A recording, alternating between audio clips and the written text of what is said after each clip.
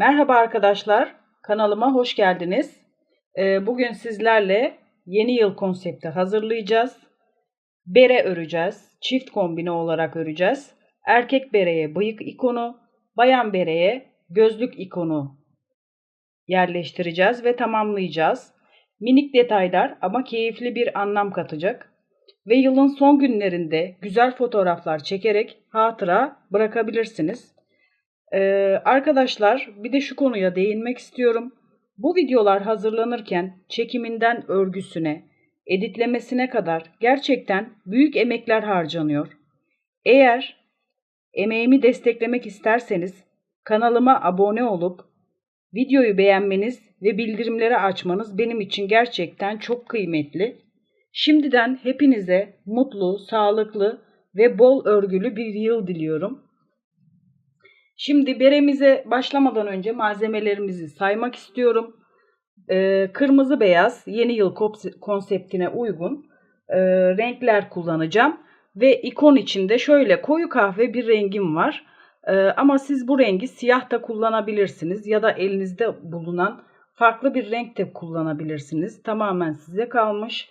Ve 5 milim tığımla öreceğim. Şimdi öncelikle erkek beresinden başlayacağız. Tam başa oturmayan bir bere olacak. Salaş bere yapacağım. Ve herkesin örebileceği, yeni başlayanların bile örebileceği, kolay, rahatlıkla yapabileceği bir bere tarifi olacak. Şimdi öncelikle beyaz ipimle lastik kısmından başlıyorum arkadaşlar.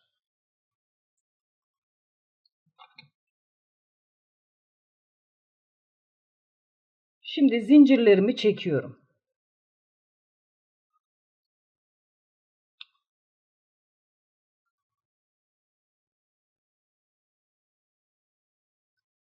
Sekiz, 9, 10, 11.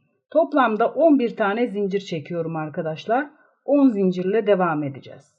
Sıradan zincirlerime sık iğne yaparak devam ediyorum. Gerçekten dediğim gibi kolay ama çok şık duracak yeni yıl bereleri çalışacağız bugün.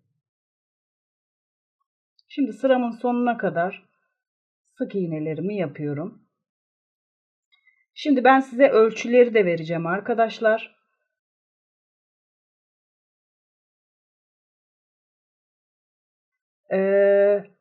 Yetişkin baş çevresini ya da istediğiniz ölçüye bunu ayarlayabilirsiniz.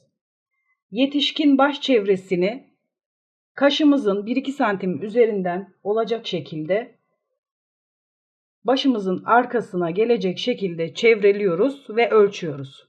Yetişkinlerde bu ölçü genelde 58 ve 60 santim arası oluyor. O yüzden biz lastiğimize 50 santim yapacağız arkadaşlar. 50 santim lastik çalışacağız. Çünkü lastiğin biraz da açılma payı olduğu için 50 santim lastik çalışacağız yetişkinler için. Eğer daha küçük çocuklar için yapacaksanız baş çevresini ölçüp o şekilde berenize başlayabilirsiniz. Şimdi bir zincir çektim. Örgümü ters çeviriyorum. Ve burada arka iplerini alıyorum sadece. Ve sık iğne devam ediyorum. Arka iplerini alarak sık iğnelerimi oluşturuyorum. Bu şekilde sıra sonuna kadar devam edeceğim. Tek bir farkla onu şimdi göstereceğim size hemen. Şimdi sık iğnelerimi devam ettim. Her zaman arkadaşlar son sık iğneme geldiğimde son sık iğnemi 2 ipimi birden alıyorum. Yani içine batıyorum. Bu şekilde. Her son sık iğnemize geldiğimizde içine batıyoruz. Bir zincir çekip geri dönüyoruz. Ve tekrar arka ipleri devam ediyoruz. Bu şekilde arka ipleri devam ediyorum. Son sık iğneme geldiğimde de içine batıyorum. Bir zincir çekip geri dönüyorum. Ve daha sonra arka iplerinden sık iğnelerimi çalışıyorum. Bu şekilde lastiğimi oluşturuyorum. Toplamda 50 santim örüyorum. Evet arkadaşlar, şöyle göstereyim. 50 santim lastiğimi ördüm. Bu şekilde devam ettim. Şimdi artık lastiğimi birleştireceğim. İki ucunu alıyorum.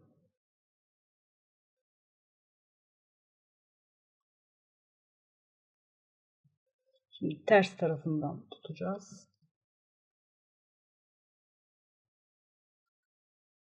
Şimdi arkadaşlar bir zincir çektim en sonda. Arka ipi aldım. Ve burada köşede yaptığımız zincir gözüküyor. Ona da batıyorum. Yani karşılıklı birleştireceğiz şimdi. Ve ip kaydırma tekniğiyle birleştiriyorum. Arka ipini aldım. Ve karşıdaki de sıraya batıyorum. Bunun içine batıyorsunuz. Ve kaydırma tekniğiyle birleştiriyorsunuz. Arka ipini alıyorum. Bu şekilde sıradan batıyorum. Birleştiriyorum. Bu şekilde sıra sonuna kadar birleştiriyorum. Sıra sonuma geldim arkadaşlar. Birleştirmemin ve burada 3 zincir çekiyorum. Şimdi artık şapkamızın derinliğini örmeye başlayabiliriz. Burada arkadaşlar her sıraya bir trabzan çalışacağım. Şapkamız tamamen trabzanlardan oluşacak ama kırmızı beyaz öreceğiz. Şimdi her sıraya bir zincir, bir trabzan yapıyoruz. Şimdi şöyle bakın. Burası bir sıra. Şurası bir sıra. Sıralarımız belli oluyor. Bu şekilde devam ediyorum. Her sıraya bir trabzan yapıyorum ve başladığım kısma kadar geliyorum. Ve en son başlamış olduğum zincire geldim, trabzana geldim. Burada çektiğim zincirin tepesine batıyorum ve kaydırarak birleştiriyorum. Şapkamızın başlangıcı bu şekilde arkadaşlar. Trabzanlarımızı başladık. Şimdi artık ben burada kırmızı ipime geçiş yapacağım. Kırmızı ipimi hemen zincir çekerek bu kısma bağlıyorum.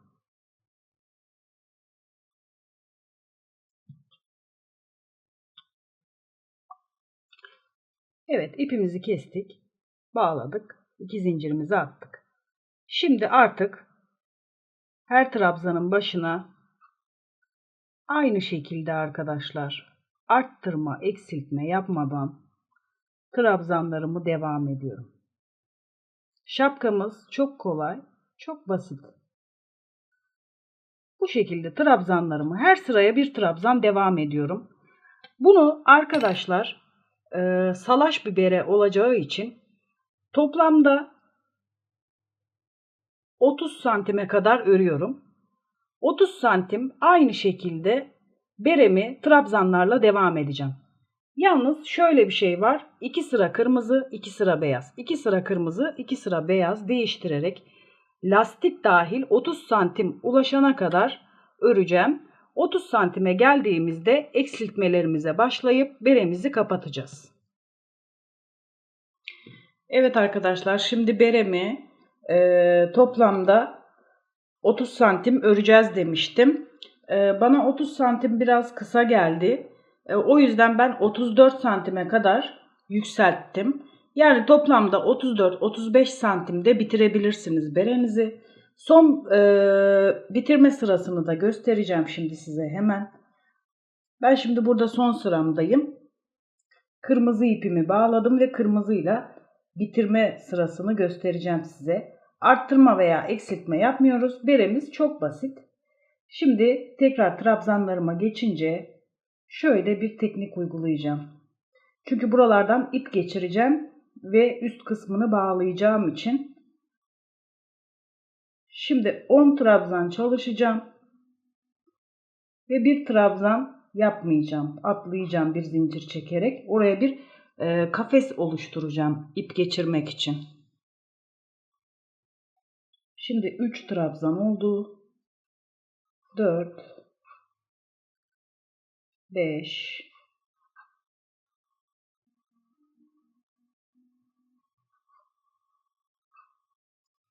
6 7 8 9 ve 10.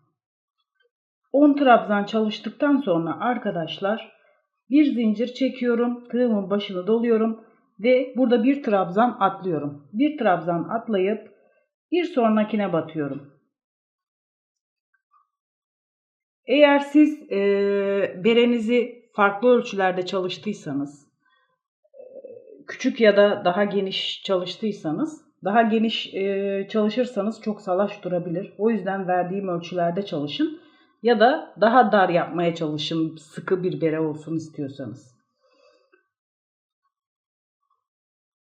Bu sayıları ilmek sayınıza göre hesaplayıp o şekilde boşluk bırakabilirsiniz. Ben şimdi 10 trabzan bir boşluk bırakarak başa kadar geliyorum ve burada bitireceğim artık beremi ve ipini yapacağız. Şimdi beremin ipini yapmak için arkadaşlar, bağlama ipini yapmak için kırmızı beyaz ipimi birlikte alarak tamamen düz bir şekilde zincir çekiyorum. İki ipimi aynı şekilde tutarak zincir çekiyorum ve bunu bağlamak istediğim uzunluğa gelene kadar, yani ne kadar sarkmasını istiyorsanız o kadar zincir çekebilirsiniz. Ben yaklaşık biraz uzun olmasını istediğim için 50 santim civarında çekeceğim. Ya da daha kısa da çekebilirsiniz siz. Bu tamamen sizin tercihinize kalmış. 50, 30, 40 hiç fark etmez. Evet arkadaşlar, şimdi zincirimi ördüm, bağlama ipimi. Şimdi artık burada arka kısmında bıraktığım boşluktan çıkarıyorum ve aralardan da geçiriyorum arada arkadaşlar. Bu boşlukları bırakmamın sebebi çok sıkı olmasın, ipi biraz salsın diye. Bu şekilde aralardan geçire geçire başlamış olduğum kısma kadar ipimi bu şekilde geçiriyorum.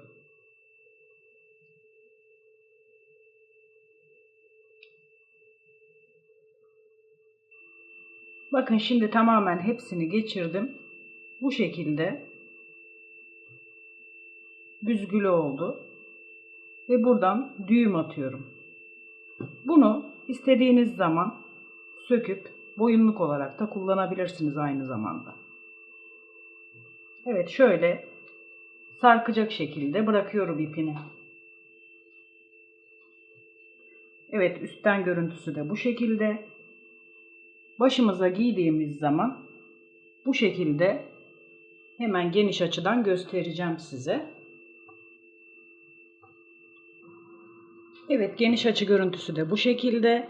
Şimdi lastiğini kıvırarak bu şekilde tam başa oturan bir bere olarak da kullanabilirsiniz.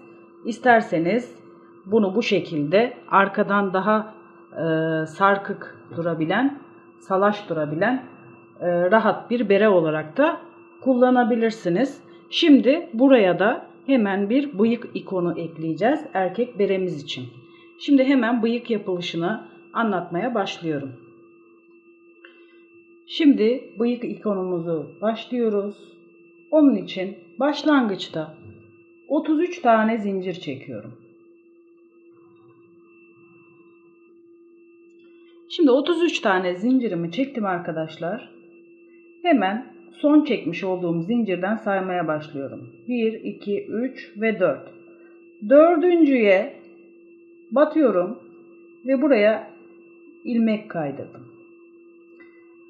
Şimdi bu kaydırma işlemini 6 kere daha yapacağım. Yani ilk yaptığımla birlikte 7 tane yapacağım.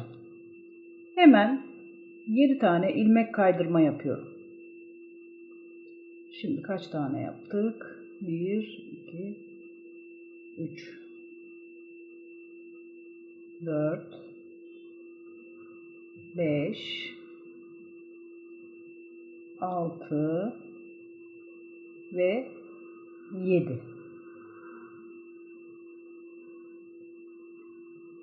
Şimdi doğru yaptık mı bir kontrol edeyim arkadaşlar. 1, 2, 3, 4, 5, 6, 7. Bir tane fazla yapmışım.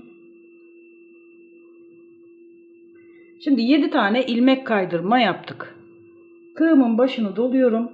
Bir sonrakine bir yarım trabzan çalışıyorum. Ve daha sonra tığımın başını doluyorum. 3 tane ikili trabzan çalışacağım. 1, 2 ve 3. 3 tane ikili trabzan çalıştım. Şimdi tığımın başını 2 kere doladım. Bu sefer de üçlü trabzan çalışıyorum. 3 kere de çıkardım tığımdan. Yani 3 tane de bundan yapacağız. 2. Şimdi burayı yavaş gösteriyorum arkadaşlar. Herkes net anlayabilsin diye. 2, 3.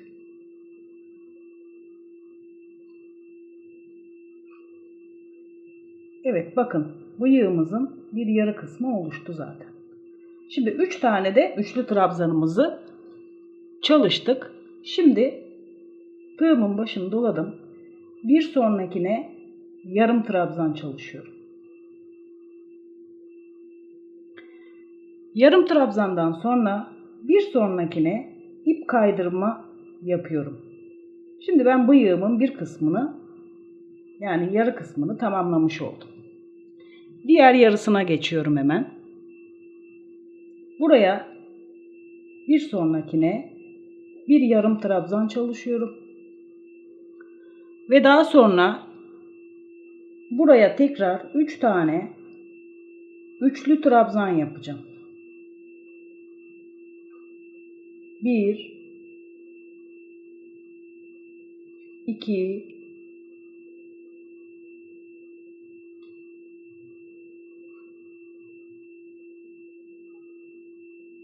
3.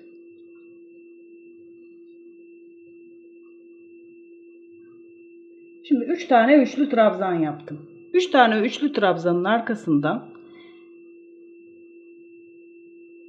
3 tane de ikili trabzan çalışacağım. 1, 2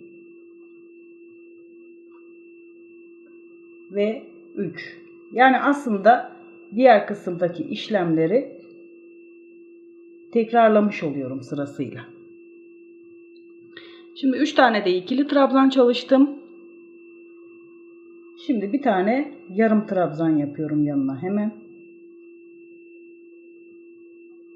Yarım trabzan çalıştıktan sonra tekrar 7 tane kaydırma yapacağım arkadaşlar. Başta yaptığım işlemi tekrarlayacağım. Evet burada kaydırma işlemlerimi yapıyorum hemen. Başta yaptığım gibi 6 tane yapacağım önce.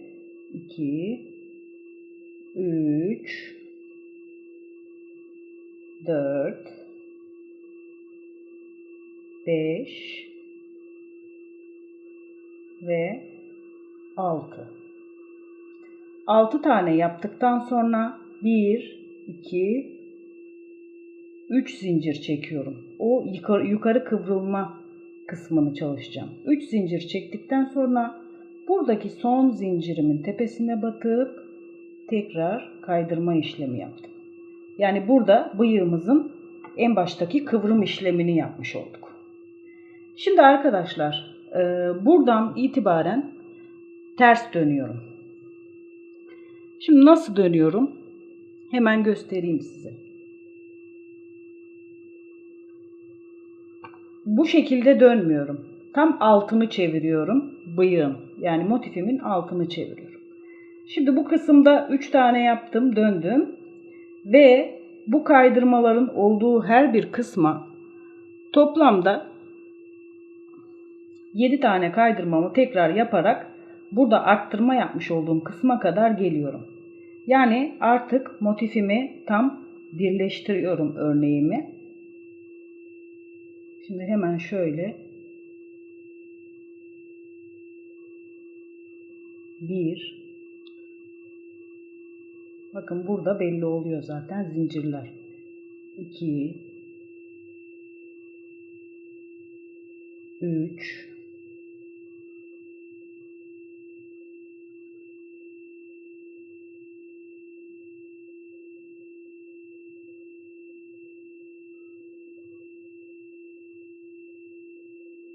'Şimdi geldim. 7 tane kaydırma işlemimi yaptım. Şimdi burada artık 6 tane yarım trabzan çalışıyorum. Yani bu üçlü trabzan çalışmış olduğum yerleri ben 6 tane yarım trabzan çalışacağım. Hemen batıyorum. 1, 2,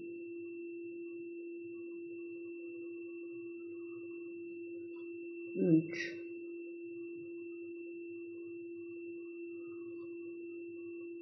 4,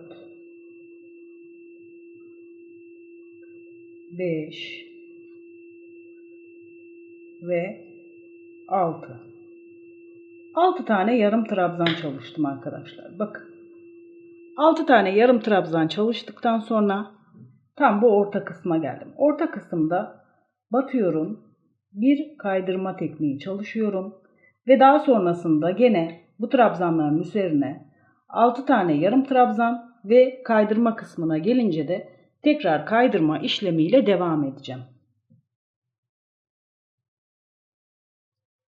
Evet. Hemen yine yarım trabzanlarıma devam ediyorum.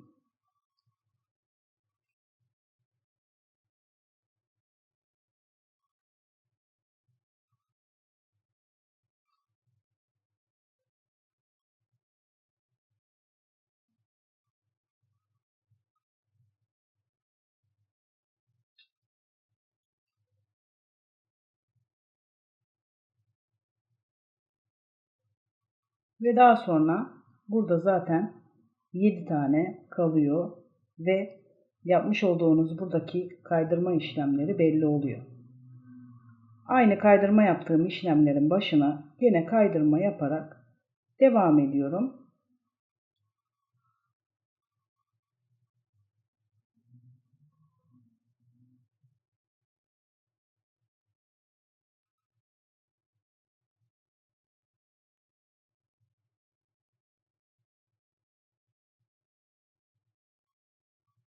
Ve sona geldim. Burada son yaptığım ilmeğe geldim. Şimdi burada artık arkadaşlar bir zincir çekiyorum ve ipimi uzun bırakıyorum ki şapkama rahatlıkla dikebilmek için. Biraz uzun kesiyorum ipimi ve buradan çıkardım. Bıyığım bu şekilde tamamlandı. Bakın arkadaşlar. Şimdi bunu dikerken de arkadaşlar istediğiniz formu verebilirsiniz. Bu uçlarını biraz daha kıvırarak dikebilirsiniz. Bu şekilde ortasına iğneleyin arkadaşlar. İğneledikten sonra daha rahat şekilde dikebilirsiniz. mutlaka uç kısımlarını düzeltin. Pardon, ben ters tutmuşum. Uç kısımlarını düzeltin. O şekilde güzelce buraya dikebilirsiniz. Bu şekilde erkek şapkamız tamamlandı. Şimdi bayan şapkamızın anlatımına geçebiliriz. Evet arkadaşlar, erkek şapkamızı tamamladık. Buraya bıyık ikonumuzu da diktim. Hemen son halini size göstereyim. Şu şekilde şekil vererek diktim. Buralarını biraz daha kıvırarak. Şimdi bayan şapkamızın anlatımına geçiyorum. Bayan şapkamızı da arkadaşlar aynı sayılarla erkek şapkamızı nasıl yaptıysak aynı sayılarla, aynı lastikle, aynı şekilde örerek başladım.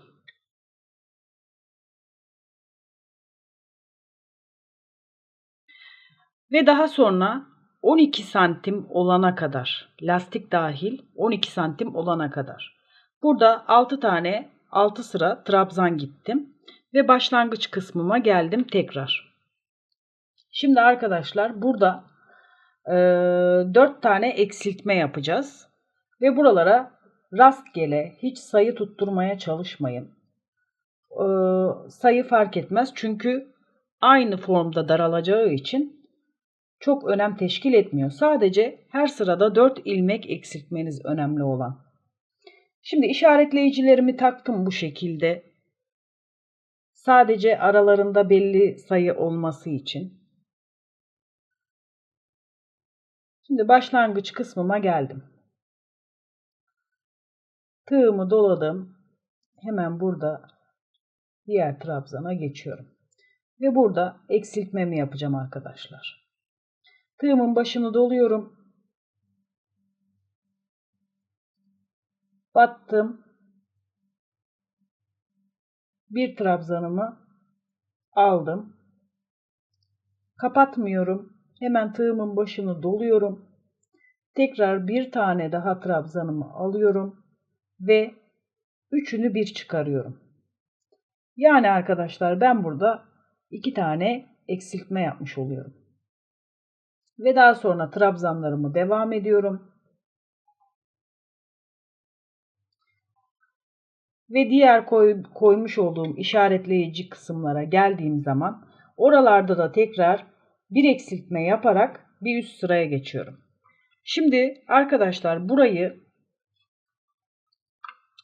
12 santim örüyoruz lastik dahil ve daha sonra her sırada 4 tane eksiltme yapıyoruz.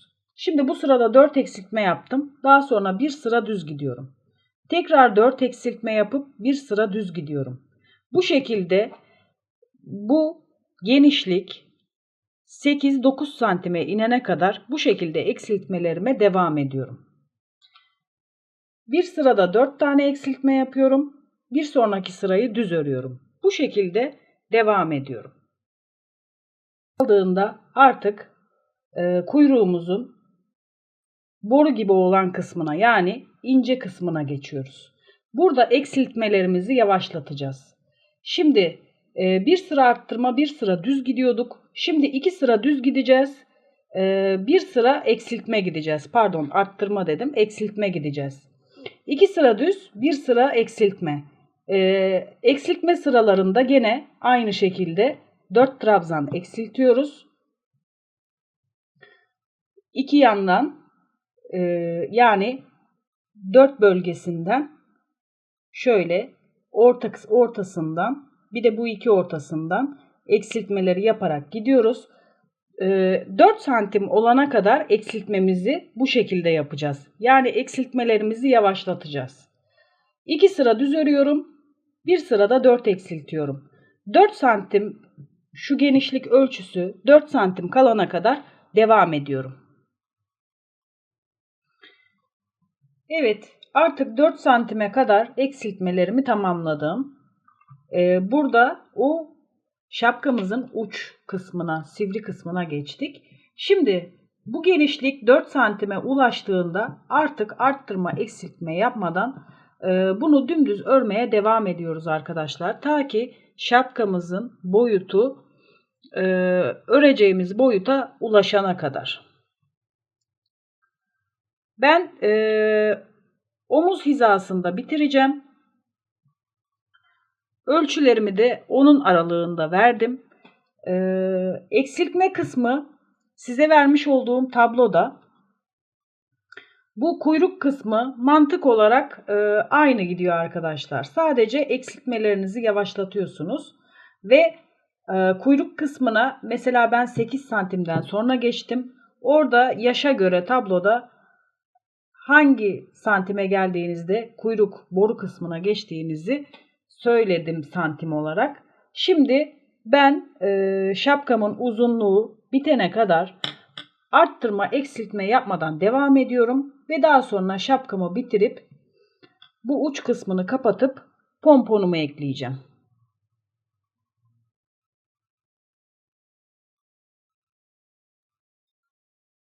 Evet arkadaşlar, şimdi şapkam istediğim ölçülere geldi. Toplamda 70 santim uzunluğunda beremi uzattım. En sonda bitirdim. İpimi de biraz uzun bıraktım ki bağlayabileyim rahatlıkla diye. Şimdi burada son uzun bıraktığım ipi tığların arasından geçirip beremi bitireceğim. Şöyle çektiğimizde toparlanacak. Bu kalan ipi de iç kısmına saklayacağım ve buraya yapmış olduğum kırmızı beyaz şapkamın rengine uygun pomponumu da ekleyeceğim arkadaşlar. Ve daha sonra beremize dikmek için gözlük ikonumuzu yapmaya başlayacağız.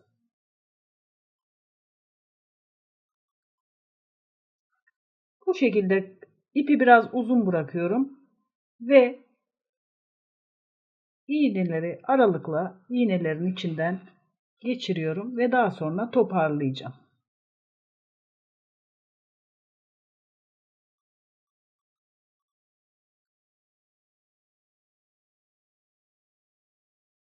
Bakın bu şekilde toparlandı.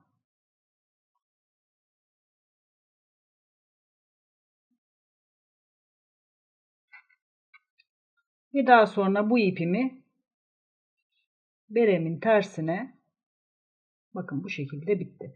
Buraya da pomponumu ekleyeceğim hemen.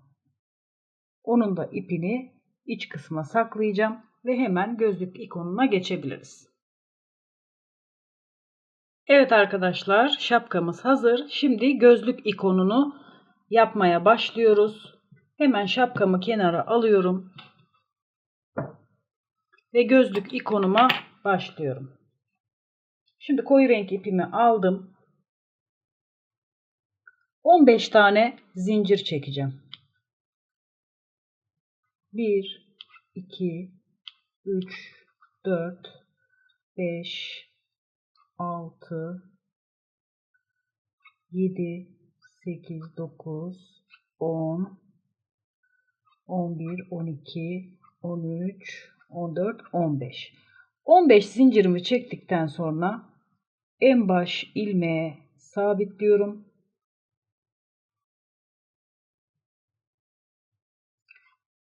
Ve kaydırma tekniğiyle birleştiriyorum. Şimdi arkadaşlar burada bu halkanın içine 25 tane, toplamda 25 tane sık iğne çalışacağız.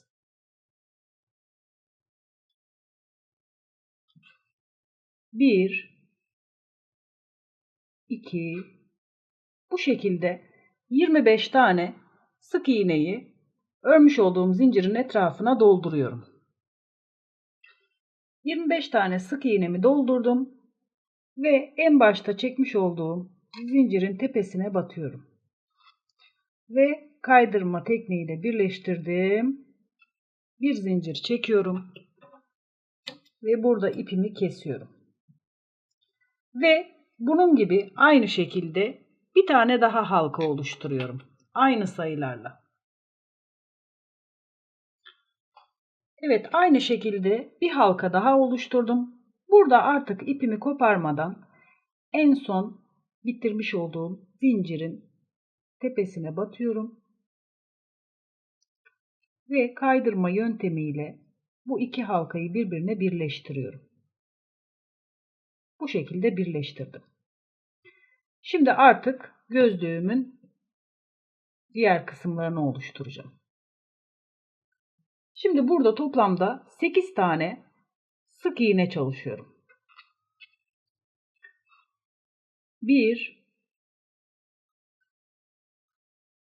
2 3 4 5 6 7 ve 8. Şimdi kenar kısma geldim. Kenar kısmında 2 tane tekli trabzan yapıyorum. Bir sonrakine, bir sonrakine bir tekli trabzan daha çalışıyorum. 2 tane tekli trabzan yaptım. Şimdi 2 tane ikili trabzan çalışıyorum. Tığımın başını doladım. 1 ve bir sonrakine 2. Şimdi burada gözlüğümün o sivri olan kısmını oluşturacağım. Şimdi bir tane ikili trabzan çalışacağım. Aynı deliğin içine, aynı zincirin içine.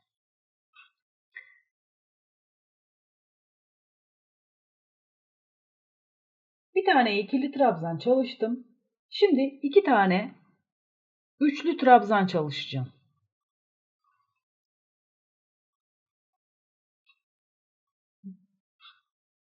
1 2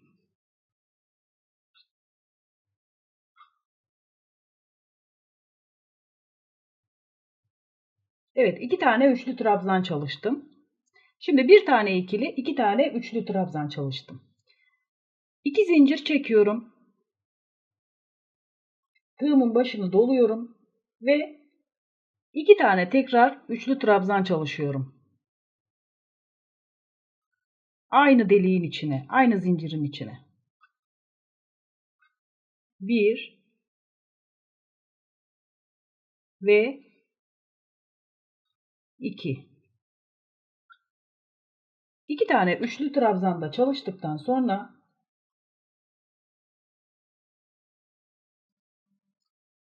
bir sonraki zincirime tekrar 2 tane üçlü trabzan çalışıyorum. Aynı zincirin içine değil, bir sonrakine. 2 tane üçlü trabzan çalışıyorum. Bir sonrakine yine üçlü trabzan çalışıyorum.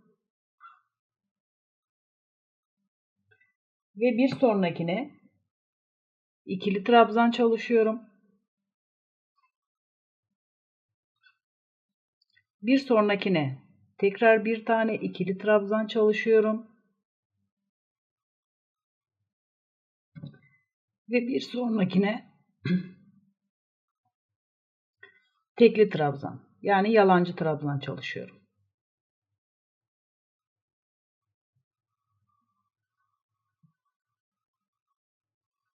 Ve bir sonrakine de bir tane yalancı trabzan çalıştıktan sonra kalan 5 tane sık iğnemi, zincirimi sık iğne olarak devam ediyorum. 2 3 4 ve burada bakın 5. sık iğne. Bu şekilde gözlüğümüz oluştu arkadaşlar. Bunu dikerken tabii ki de düzelteceğiz. Bu normal bir gözlük formu değil. Parti konseptinde şu ucu sivri olacak kısımda olan gözlüklerden. Bunu dikerken gene burasını biraz daha çekerek, sivrelterek dikebilirsiniz. Şimdi diğer kısmını yapıyoruz. Diğer kısmını da tam tersi olacak şekilde yapacağız. Orayı da detaylıca göstereceğim size. Şimdi burada kaydırma yapmış olduğum zincirin tepesi, yani kaydırma yapmış olduğum sık iğnenin hemen yanındakinden başlıyorum. Şimdi burada tekrar 5 tane sık iğne çalışıyorum. 1 2 3 4 5. Şimdi burada da tam tersini, yani bu üst kısmı gideceğiz. 5 tane sık iğne çalıştıktan sonra 2 tane tekli trabzan yapıyorum. Yani yalancı trabzan. Bir sonrakine bir tane daha tekli trabzan çalışıyorum. Daha sonra tığımın başını doluyorum. 2 tane tekli trabzan çalışıyorum. Yani pardon, ikili trabzan çalışıyorum. Ve daha sonra tığımın başını doluyorum. Yanındakine üçlü trabzan çalışıyorum. Şimdi gözlüğümüzün bu sivri kısmını çalışıyoruz. Tekrar tığımın başını doladım. Bir sonrakine üçlü trabzan çalışıyorum tekrar.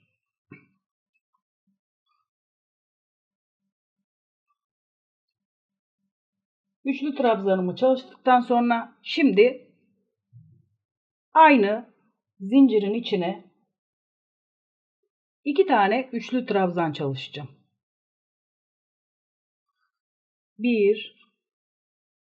Birinci trabzanımı çalışıyorum üçlü.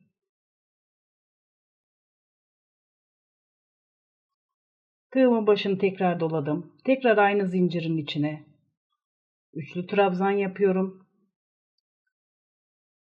Tığımın başını doluyorum. Pardon, başını dolamıyorum. 2 tane üçlü trabzan çalıştım. 2 zincir çektim. Tekrar aynı yere tığımın başını doladım. 2 tane üçlü trabzan çalışacağım.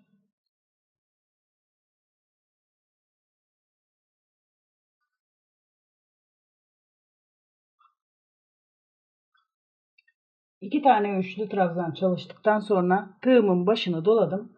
Artık bir sonraki zincirimin içine tekli trabzan çalışıyorum.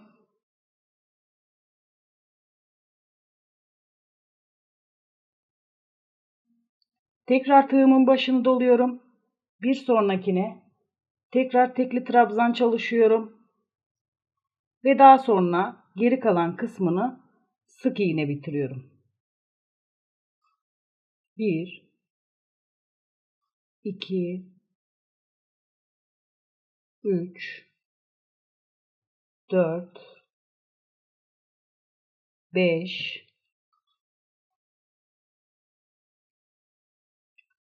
6 7